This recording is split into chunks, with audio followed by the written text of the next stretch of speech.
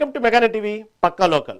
నెల్లూరు జిల్లాలో రాజకీయాలు వేడెక్కాయి. ఎమ్మెల్యే వేమిరెడ్డి ప్రశాంత్ రెడ్డి వైసీపీ నేతలపై సంచలన వ్యాఖ్యలు చేశారు. కోవూరు నియోజకవర్గంలో తనకు ఓటమే లేదని, తానే శాశ్వత ఎమ్మెల్యేగా ఉంటానని ప్రశాంత్ రెడ్డి ధీమా వ్యక్తం చేశారు. వచ్చే ఎన్నికల్లో ప్రసన్న కుమార్ రెడ్డికి టికెట్ రావడం అనుమానమేనన్నారు. కాకాండి గోవర్ధన్ రెడ్డికి పని లేకనే కోవూరులో తిరుగుతున్నారని ఎద్దేవా చేశారు. నియోజకవర్గంలో యూరియా కొరత లేదని, వైసీపీ నేతలు అనవసర రాద్ధాంతం చేస్తున్నారని మండిపడ్డారు. వాళ్ళకి ఇది అలవాటు. అది ఏదో నిన్న జరిగినట్టుంది. ఒక పేరెంటం ఆయన ఈయన పేరెంటానికి పిలిచినట్టున్నాడు, ఈయన పేరెంటానికి పోయినట్టున్నాడు. నల్ల చొక్కా వేసుకొని ఒకటి పేరెంటానికి పోయినట్టున్నాడు. ఎందుకంటే ఇది వాళ్ళకి ఎప్పుడూ అలవాటు. బికాజ్ అతను ఓడిపోయిన తర్వాత మనుషుల్లో తిరగడు. ఎప్పుడో మెరుపు తీగలాగా 3 నెలలకో 6 నెలలకో వచ్చి కనిపించేసి పోతుంటాడు. అలాంటప్పుడు అతను ఒక్కడే కాన్స్టిట్యున్సీలోకి రాలేకుండా ఉన్నాడు. ఎవరో ఒకరిని పేరెంటానికి తీసుకోపోవాలి. సో ఈయన్ని పిలుస్తాడు. ఈయన్ని జిల్లాలో ఇంకెవరు పిలవరు, ఆయన ఒక్కడే పిలుస్తున్నాడు. మిగతా కాన్స్టిట్యున్సీలో పాపం ఎవరు పిలవడంలా. ఎంతసేపు అని సర్వేపల్లిలో మాట్లాడతాడు, అలసిపోతున్నాడు. సో కొంచెం చేంజ్ కోసం కోవూరికి పిలిచిందే తడువుగా పోయినట్టున్నాడు. ఇంకా పిలిస్తే పోకపోతే బాగుండదని పోయినట్టున్నాడు. పోతే అక్కడ మైక్ తీసుకుంటే మాట్లాడకపోతే బాగుండదు కదా. So మాట్లాడినట్టున్నాడు.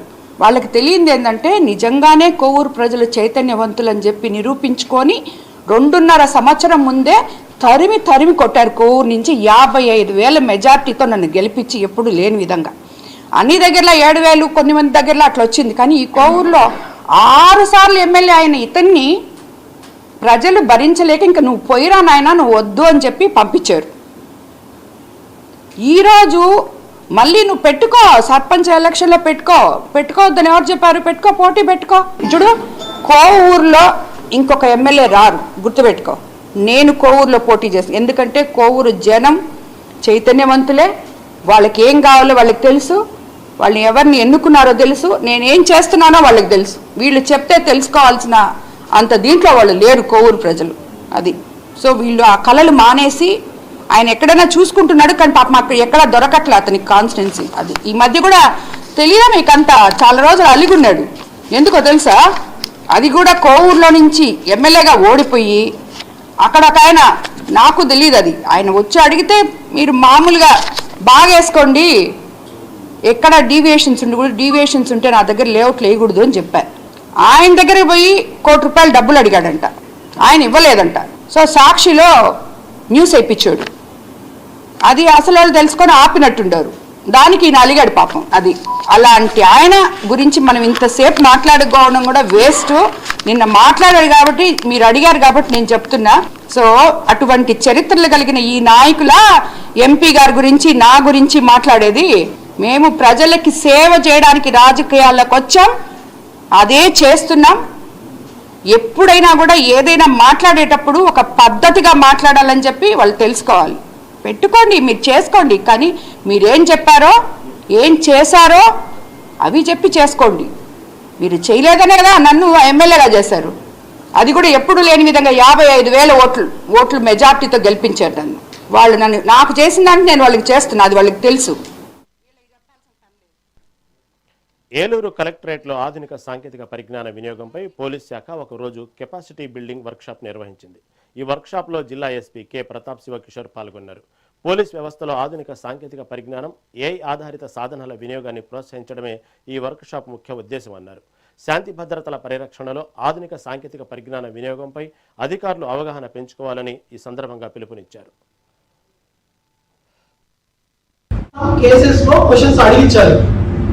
Can you describe the nature of Sheikh Subhan's relationship?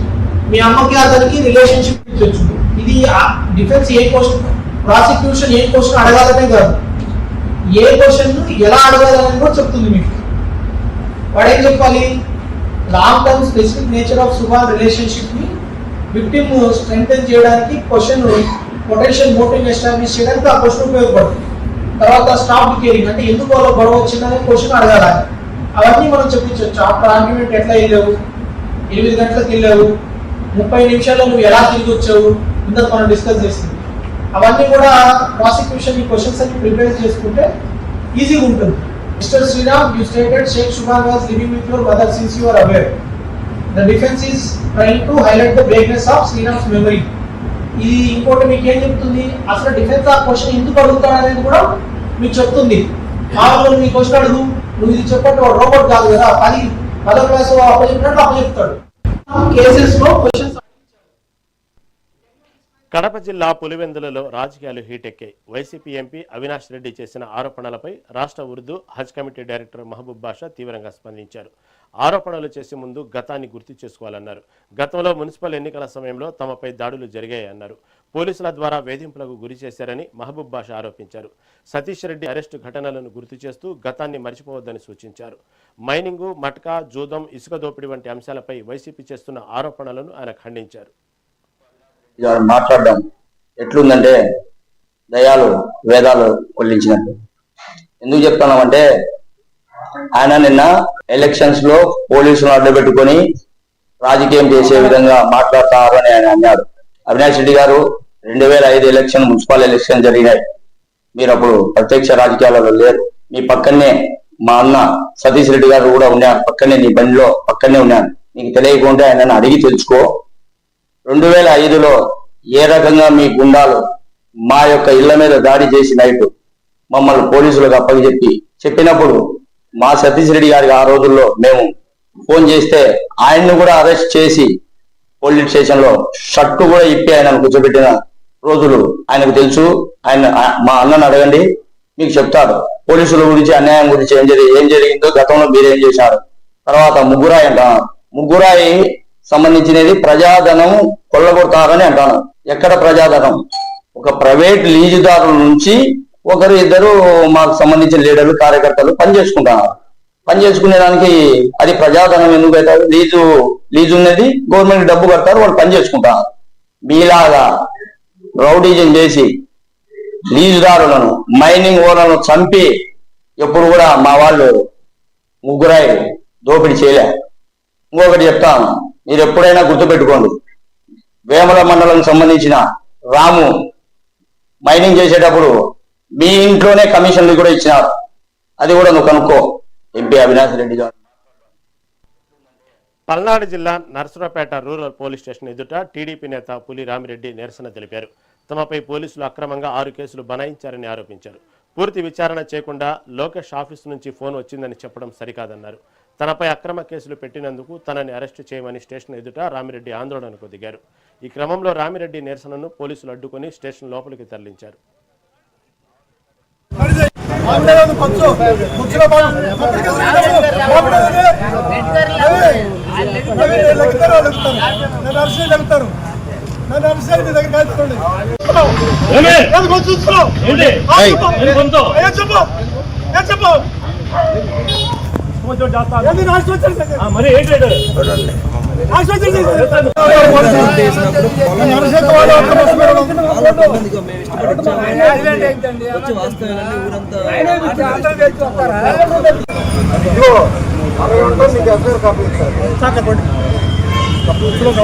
నన్ను అరిసేడు అవి నన్ను అరిసేడు అంటే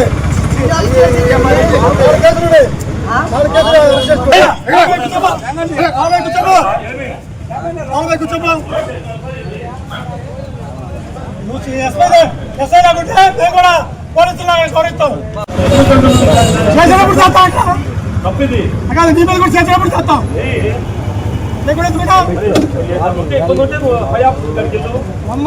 పోయాం ఎక్కడ న్యాయం తిరగబాటు ఇక్కడికి వచ్చి కూర్చున్నాం. మీ ఎస్పీని కలిసాం, డిఎస్పీ గారిని కలిసాం, అందరూ కలిసాం. నేను తెలుగుదేశం పార్టీ పాలపాటి నాయకుడిని. తెలుగుదేశం పార్టీ అధికారంగా రాగానే రైతులు ఇబ్బంది పడుతున్నారని చెప్పి ఒక్కొక్క రోడ్డుకి ఒక్కొక్క కమిటీ వేసి ఆ కమిటీ దాకా మట్టి రోడ్లు వేస్తున్నాము. పాలపాటి నుంచి అన్నవరం రోడ్డు వేస్తుంటే రైతులందరూ ఒప్పుకున్నారు. ఒక్క రైతు ఒప్పుకోవాలి. రాయపాటి నాగేశ్వరరావు అతను ఒక్కడికి ఒప్పుకోలేదు. అతను ఇంటికి పోయి ఎంఆర్ఓ నేను పత్తినాడు వచ్చాము, ప్రజలకు ఉపయోగపడే రోడ్డు, నీకు ఉపయోగపడే రోడ్డు అని. అతని కొడుకు లోకేష్ గారి ఆఫీసులో తిరుగుతున్నాడు. ఇప్పుడు ఆ లోకేష్ గారి ఆఫీసు నుంచి మరి అధికారులు బతిలాడడం, మరి ఏం చెబుతున్నాడో తెలియదు. కలెక్టర్కో ఎస్పీకో లేదంటే డిఎస్పీకో ఎస్ఐకో ఫోన్ చేయగానే లోకేష్ ఆఫీస్ నుంచి ఫోన్ వచ్చిందని ఇప్పుడు ఈ 6 నెలల్లో నా మీద 5 కేసులు కట్టారు. ఈ రోజు కూడా మేము ఇచ్చిన రిపోర్టులు తీసుకోవట్లా. మరి మేము అధికార పార్టీలో ఉన్నామో అధికార పార్టీలో తెలియట్లా. అందుకని అడగడానికి వస్తే పోలీసులు నిర్లక్ష్యంగా సమాధానం చెబుతున్నారు. నీకు చెప్పాల్సిన అవసరం లేదంటున్నారు. మరి అందుకని మేము ఇది ప్రజలకైనా తెలియజేస్తాము. మేము చేసే వాస్తవ పరిస్థితుల్ని మీ మరి ప్రెస్ కూడా వచ్చి ఏం చేశారు పాలపాట్లో అసలు ఏం జరిగింది తెలుసుకోవాల్సిందే కోరుతున్నాము. ప్రజలకు కూడా తెలియాలని చెప్పి నేను పోలీస్ స్టేషన్ ముందు కూర్చున్నా. నేను తెలుగుదేశం ఏలూరు జిల్లా ద్వారక తిరుమల చిన్న వెంకన్న ఆలయం భక్తులతో కిటకిటలాడుతోంది. స్వామివారికి ప్రీతికరమైన రోజు శనివారం, అందులోనూ వేసవి సెలవులు కావడంతో ఆలయానికి పెద్ద ఎత్తున భక్తులు పోటెత్తారు. శ్రీవారి వైకుంఠ క్యూ కాంప్లెక్స్లోని 5 కంపార్ట్మెంట్లలో భక్తులతో నిండిపోయాయి. అలాగే ఆలయ క్యూ లైన్లలో బారులు తీరారు. శ్రీవారి దర్శనానికి 3 గంటల సమయం పడుతుంది. భక్తులు ముందుగా కేశఖండనశాల వద్ద తమ మొక్కుబడులు తీర్చుకొని అనంతరం స్వామివారిని దర్శించి ప్రత్యేక పూజలు నిర్వహించారు. అలాగే స్వామివారి నిత్య కళ్యాణంలో 100 జంటలు పాల్గొని కళ్యాణం జరిపారు.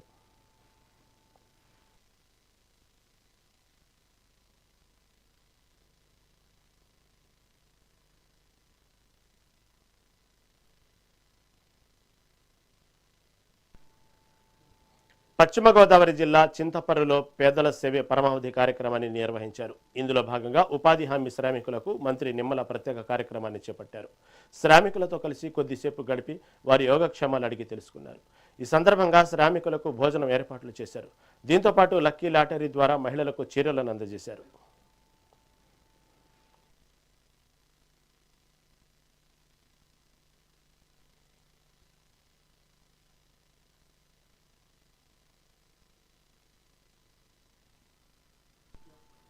నెల్లూరు జిల్లాలో వైసీపీ శ్రేణులు వెన్నుపోటుకు 2 ఏళ్లు నిరసన కార్యక్రమాన్ని చేపట్టారు. కూటమి పాలనకు 2 ఏళ్లు ప్రజలకు దక్కిందేమని మాజీ ఎమ్మెల్యే మేకపాటి విక్రమరెడ్డి ప్రశ్నించారు. ఎన్నికల సమయంలో ప్రజలకిచ్చిన హామీలు, బాండ్ పేపర్లు, గ్యారంటీలు గుర్తున్నాయా అంటూ నిలదీశారు. రాష్ట్రాన్ని అభివృద్ధి పదంలో నడిపిస్తామన్నారు. ప్రజల జీవితాలను మార్చేస్తామని చెప్పారు. కానీ నేడు ప్రజలు ఎదుర్కొంటున్న వాస్తవ పరిస్థితులు ఏమిటో ప్రతి ఒక్కరూ ఆలోచించాల్సిన సమయం వచ్చిందన్నారు. ప్రజలను అన్ని విధాలుగా మోసం చేసి కూటమి ప్రభుత్వం వెన్నుపోటు పొడిచిందని ఆరోపించారు. వర్షాన్ని సైతం లెక్క చేయదు వైఎస్ఆర్సీపీ కార్యకర్తల ఐక్యత.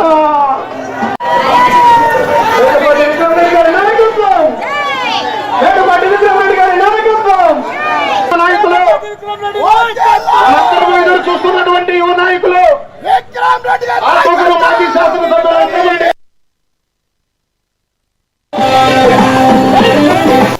ఎక్కడ ఎంఎస్పీ లేకుండా పోయింది, యూరియా దొరకకుండా పోయింది. యూరియా ఈరోజు ఏమైనా రైతు తీసుకోవాలంటే వాళ్ళొక ఆన్లైన్ యాప్ లో పెట్టాలంట. ఆ ఖర్చు పెరిగిపోయింది. దాని తర్వాత వాళ్ళందరూ పోయి ఒక యాప్ లో ఎక్కిస్తే ఎప్పుడు దొరుకుతుంది? అది కూడా 1 కేజీయే వాడాలంట. ఎక్కువ వాడితే మనకి ఆరోగ్యం బాగుండదంట. అంటే రైతులు అన్ని విధాలుగా నష్టపోయేటట్టు బాబు ఈరోజు ఈ 2 సంవత్సరాలు ముందుకు తీసుకుపోయారు. మనం ఏం చేయడానికి తప్పదు. యువత గురించి మాట్లాడితే 20 కోట్ల ఉద్యోగాలు తీసుకొస్తా అన్నారు. నేను చెప్పలేదు, ఆయన చెప్పాడు. మీరు కావాలంటే వీడియో చూడండి. మనకు ఉండేది అంతా కలిపి 5 కోట్ల జనాభా అయితే 20 కోట్ల ఉద్యోగాలు తీసుకొస్తారని చెప్పి ఒకసారి చెప్పడం. మొన్నే డిఎస్సి అని చెప్పేసి మెగా డిఎస్సి అని చెప్పి తీసుకొచ్చినారు. అన్నిటికన్నా అది పెద్ద స్కామ్ అంటే ఈ డిఎస్సి స్కామ్. మన జగన్ గారు దాదాపు 3 గంటల సేపు వివరంగా చెప్పారు ఏ విధంగా జరిగింది. బాట ఆడే వాళ్ళకు కూడా ఉద్యోగం వచ్చేటట్టు చేశారు బాబు గారు. మనం ఏం చెప్పాలి? మదిపాటి నుంచి నెల్లూరుకి కొత్త రైల్వే లైన్ వేస్తామన్నారు, అది కూడా వేయలేదు. ఇవన్నీ కొన్ని విశేషాలే మన ఆత్మకూరు గురించి. మిగతా మన రాష్ట్రాల గురించి కొంచెం మాట్లాడాలంటే ఎలక్షన్ ముందర కరెంట్ ఛార్జీలు తగ్గిస్తామని చెప్పి దాదాపు 2 సంవత్సరాల్లో 30% పెంచారు. ఆంధ్రప్రదేశ్ చరిత్రలోనే ఒక చీకటి రోజుగా ఈ రోజు భావిస్తూ ఉన్నాం. ఎన్నికలకు ముందు కూటమి నాయకులు ప్రజలకు అనేక హామీలను ఇచ్చి ఏ ఒక్క హామీని కూడా నెరవేర్చకుండా ఒకవైపు మహిళలను, మరోవైపు యువతను, విద్యార్థులను, రైతులను అందరినీ కూడా వెన్నుపోటు పొడిచిన దినంగా ఈరోజు భావిస్తూ ఉన్నాం.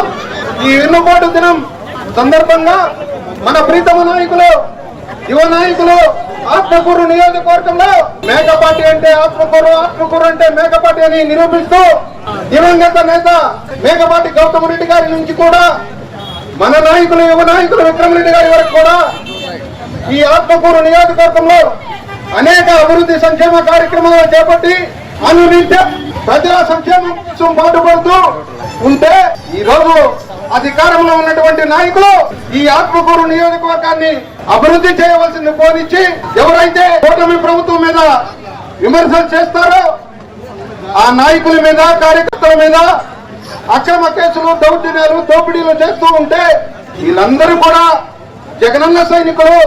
ఎవరు కూడా మీ అక్రమ కేసులకు అక్రమ అరెస్టులకు దౌర్జన్యాలకు ఆంధ్రప్రదేశ్ చరిత్రలోనే ఒక శాప్ చైర్మన్ రవినాయుడు వైసీపీపై తీవ్రస్థాయిలో ధ్వజమెత్తారు. అభివృద్ధి సంక్షేమం రెండు కళ్లుగా సీఎం చంద్రబాబు రాష్ట్రాన్ని ముందుకు తీసుకెళ్తుంటే వైసీపీ మాత్రం ప్రభుత్వంపై బురద జల్లడమే పనిగా పెట్టుకుందని విమర్శించారు. ఇప్పటికే ప్రజలు బుద్ధి చెప్పినా ఆ పార్టీకి కనివిప్పు కలగలేదన్నారు. డిఎస్సి నియామకాలు పూర్తి స్థాయి సంబంధించినటువంటి విషయంలో ఏడాదిగా ఉద్యోగాలు చేసుకుంటున్న వారిపై వైసీపీ ఆరోపణలు చేస్తూ మానసిక వేదనకు గురి చేస్తుందని మండిపడుతున్న రవినాయుడుతో మా ప్రతినిధి Ramana Kumar face to face. మీ ప్రభుత్వం అధికారంలోకి వచ్చి 2 సంవత్సరాలైంది. 2 సంవత్సరాల పాటు రాష్ట్రాన్ని ఏ విధంగా అభివృద్ధి చేయాలని కూటమి ప్రభుత్వం ముందుకు వెళ్తూ ఉంటే వైసీపీ మాత్రం కూటమి ప్రభుత్వాన్ని ఇరకాటంలో పెట్టే విధంగా రోజుకో అజిటేషన్, రోజుకొక ఆరోపణతో కూడా రోడ్డు మీదకి వస్తున్న పరిస్థితి అయితే ఉంది. మనతో పాటు శాప్ చైర్మన్ రవినాయుడు గారు ఉన్నారు. అసలు డిఎస్సిలో కూడా పూర్తిగా అవకతవకలు జరిగాయని కూడా జగన్మోహన్ రెడ్డి ఆరోపించి వైసీపీ అంతా కూడా రోడ్డు మీదకి వస్తున్న పరిస్థితి అయితే ఉంది. మనతో పాటు శాప్ చైర్మన్ గారు ఉన్నారు. మాట్లాడే ప్రయత్నం చెప్పండి. ఈరోజు కూటమి ప్రభుత్వం ఏర్పడి 2 సంవత్సరాలైంది. 2 సంవత్సరాల పాటు అనేక సంక్షేమం పథకాలు అభివృద్ధితో పాటు ముందుకు వెళ్తుంది. అమరావతిని కూడా ఒక స్థాయిలో అభివృద్ధి చేస్తున్న పరిస్థితి. మరోపక్క డిఎస్సి ప్రకటించి డిఎస్సి ఉద్యోగాలు కూడా ప్రకటించిన పరిస్థితి. కానీ వైసీపీ మాత్రం ఇవన్నీ కూడా ఆరోపణలుగా చూపిస్తూ కూడా ఏదైతే మీ మీద తీవ్ర స్థాయిలో ఆరోపణలు చేస్తున్న పరిస్థితి, దీన్ని ఏ విధంగా అర్థం చేసుకుంటారు? వాళ్ళకి బాధ అయిపోయింది. ఈ ప్రభుత్వం ఇంత సమర్థవంతంగా పనిచేస్తుంది. ఇచ్చిన మాటను ప్రతి మాటను నిలబెట్టుకుంటుంది, సమర్థవంతంగా రాణిస్తుంది. అయితే ఏదో విధంగా బురజల్లాలి, పక్కదారి పట్టించాలి. ఆ పక్కదారి పట్టించాలనే ఇలాంటి ఆలోచన, ఇలాంటి దుర్మార్గమైన నిర్ణయాలు. మీరు చూడండి, సంవత్సరం రోజులు అయింది. సంవత్సరం రోజుల తర్వాత ఈరోజు అభియోగం ఏంటి? అభియోగం ఏంటి? మీరు సంవత్సరం రోజులు ఏం చేస్తున్నారు? నిజంగా తప్పు జరిగి ఉంటే అప్పుడే కదా ప్రశ్నించాలి. 4 నెలల ప్రాసెస్ జరిగింది కదా, మీరు కోర్టుకు వెళ్ళారు కదా. మరి దీని మీద ఎందుకు కోర్టుకు వెళ్ళలేదు? మీరు ఇన్ని రోజులు ఈ విధంగా లీకేజ్ మీద కోర్టుకు వెళ్ళలేదు, సర్టిఫికెట్ల మీద కోర్టుకు వెళ్ళలేదు. అక్కడ కోర్టుకు వెళ్లకుండా ఆరోపణలు చేయడం ఏంటంటే ఇక్కడ రాజకీయ లబ్ధి పొందాలి, వాళ్ళ అజెండా నిరుద్యోగులను గిల్లి పెట్టాలి. అది తప్ప ఇంకేమీ లేదు. ఇక్కడ ఆరోపణలకే పరిమితం, ఆధారాలు లేదు. ఆరోపణలకే పరిమితం, ఆధారాలు లేవు. మీరు ఆధారాలు చెప్పండి అంటే ఫస్ట్ ఏమన్నారు? ఫేక్ అన్నారు. అవి ఫేక్ కాదు, మీరు ఆన్లైన్లో సర్టిఫికెట్లు లేవన్నారు. ఉన్నాయంటే అవి ఫేక్ సర్టిఫికెట్లు అన్నారు. శాప్ ఇచ్చిందన్నారు. శాప్ ఇయ్యదని చెప్తే అసోసియేషన్స్, ఫెడరేషన్స్ అంటే అవన్నీ తెలుగుదేశమే అంటారు. అంటే వాళ్ళు ఏంటంటే దీన్ని ఏదో ఒక తెలియని అనుమానాన్ని రేకెత్తించాలని తప్ప దీంట్లో ఎక్కడ వాస్తవాలు లేవు. నిన్న కూటమి ప్రభుత్వం ఏదైతే 2 సంవత్సరాల పాలన మీద ప్రజలకు వివరించే పరిస్థితి చేసింది. మరోపక్క వైసీపీ రోడ్ల మీదకు వచ్చి నిరసన కార్యక్రమం జరిపిన పరిస్థితి. ఇందులో భాగంగా ముఖ్యంగా నగిరి నియోజకవర్గానికి సంబంధించి రోజా కావచ్చు, లేకపోతే టీటీడీ మాజీ బొమ్మన చైర్మన్ కరుణాకర్ రెడ్డి కావచ్చు, వీరంతా కూడా ప్రభుత్వం మీద తీవ్ర స్థాయిలో విమర్శలు చేశారు. ఈ 2 సంవత్సరాల పాటు ఎమ్మెల్యేలు కావచ్చు, మంత్రులు కావచ్చు, డబ్బులు వెనక వేసుకోవడం కోసమే ఈరోజు ఈ 2 సంవత్సరాలు పనిచేశారు వీళ్ళంటూ కూడా వాళ్ళు ఆరోపణ చేశారు. దీన్ని ఏ విధంగా చూడాలి? వాళ్ళలాగా ఈరోజు ఈ 2 సంవత్సరాల్లో చేసిన పని ఏదైతే ఉందో వాళ్ళు 5 సంవత్సరాల్లో కాదు కదా, వాళ్ళు 50 సంవత్సరాలైనా చేయలేరు. ఇక్కడ పరిశ్రమలు వస్తున్నాయి, పెట్టుబడులు వస్తున్నాయి. నేను ఒక సూటిగా అడుగుతున్నాను, అది రోజా అయినా, కరుణాకర్ రెడ్డి అయినా, లేకపోతే ఇంకోరైనా, మీరు ఏం చేశారు ఈ ప్రాంతాలకి? 5 ఏళ్ళలో మీ జగన్మోహన్ రెడ్డి ఏం చేశారు? ఒక్క పరిశ్రమను తీసుకుని రాగలిగారు, ఒక్క పెట్టుబడి తీసుకుని రాగలిగారా? ఎవరికన్నా ఉపయోగపడ్డా? లేకపోతే ఏదైనా మంచి జరిగిందా? ఏమీ లేదు. అవినీతి చేశారు, కోట్లు సంపాదించుకున్నారు. ఈరోజు మీరు చూడండి, ఇంత ట్రాన్స్పరెన్సీ ప్రభుత్వం ఎక్కడన్నా ఉందా?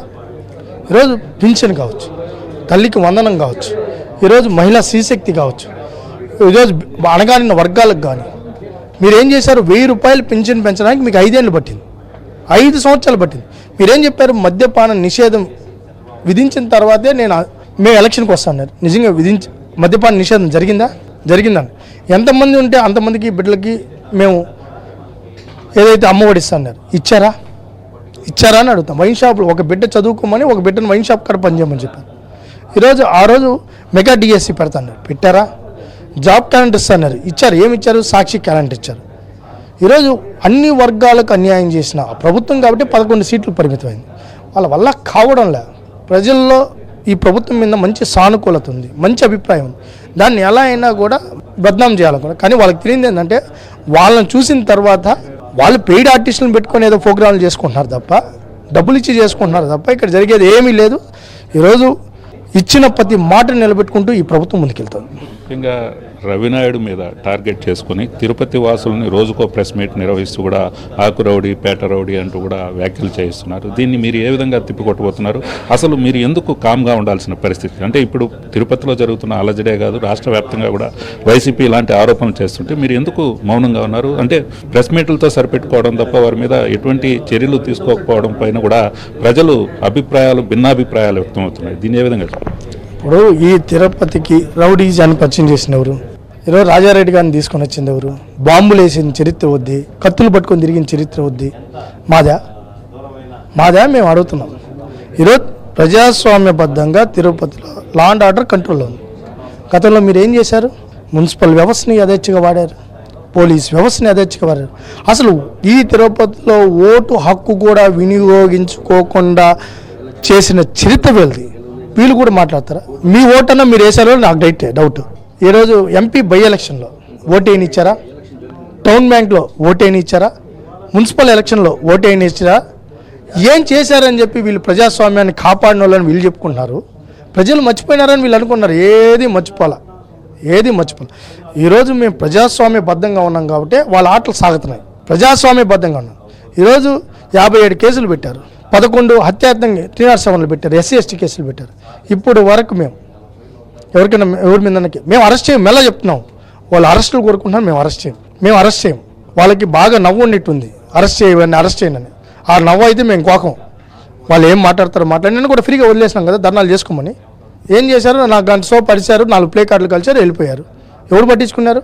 వాళ్ళ మొహాలు కూడా ఎవరు చూడాలి. అంటే వీటన్నిటి మీద చర్యలు ఎప్పుడు తీసుకోబోతున్నారు? అంటే ఇప్పటికే అనేక ఆరోపణలు వైసీపీ మీద ఉన్నాయి, అనేక దర్యాప్తు సంస్థలు కూడా అన్ని నిగ్గుదేల్చిన పరిస్థితి. వాటన్నిటి మీద ఎప్పుడు చర్యలు తీసుకుంటారు? సార్, ఆల్రెడీ ప్రజలు వాళ్ళ చెంప పగల కొట్టేశారు, మాడి పగిలిపోయింది వాళ్ళకి. 67,000 తిరుపతిలో 11 సీట్లకి జగన్మోహన్ రెడ్డి పరిమితమైనాక దీనికంటే దారుణమైన పనిష్మెంట్ ఇంకేదైనా ఉందా? సిగ్గు శరం ఉంటే రాష్ట్రం వదిలేసి వెళ్ళిపోవాలి. ఆల్రెడీ ఆయన వెళ్ళిపోయాడు బెంగళూరుకి. వీకెండ్ పొలిటీషియన్ వస్తాడు, బుధవారం చేస్తాడు, గురువారం వెళ్ళిపోతాడు. వీకెండ్ పొలిటీషియన్ పాలిటిక్స్ జరుగుతున్నాయి. వస్తాడు, ప్రెస్ మీట్ పెడతాడు, ఏదో ఒకటి మాట్లాడతాడు. నేను కాక్రోచ్ అన్నాడు, అంతకుముందు మావిగన్ అన్నాడు, అంతకుముందు ఆయన మెంటలన్నిటి ఆయనే మాట్లాడుకున్నాడు. నాకేమైనా మతిమరుపు ఉందా అంటాడు. కాబట్టి ఆయన గురించి ఇంకెక్కువ మాట్లాడడం వల్ల ఆ పార్టీ పని అయిపోయింది. కూటమి ప్రభుత్వాన్ని ఎవరైతే ప్రజలైతే ఆదరిస్తున్నారో కాబట్టి రాబో రోజుల్లో కూడా ఏదైతే మరింత అభివృద్ధి చేసే విధంగా కూటమి ప్రభుత్వం ముందుకు వెళ్తుందని ఆయన కూడా SAP చైర్మన్ రవినాయుడు తెలిపిన పరిస్థితి. వీడియో జర్నలిస్ట్ భాస్కర్తో Ramana Kumar, mega 9 TV, Tirupati. Right, ఇవి ఇప్పటి వరకు నా పక్క లోకల్ అప్డేట్స్. చూస్తూనే ఉండండి మెగా 9 TV.